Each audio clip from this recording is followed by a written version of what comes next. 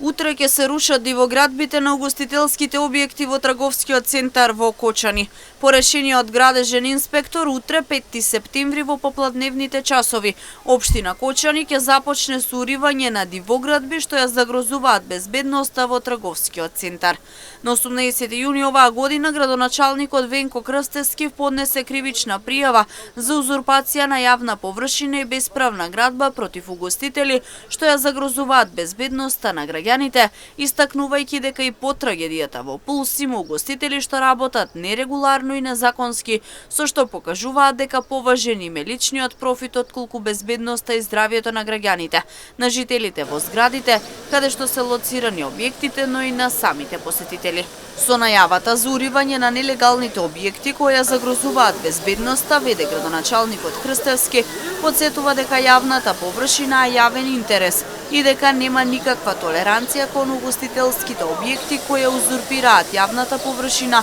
и создаваат безбедносен проблем.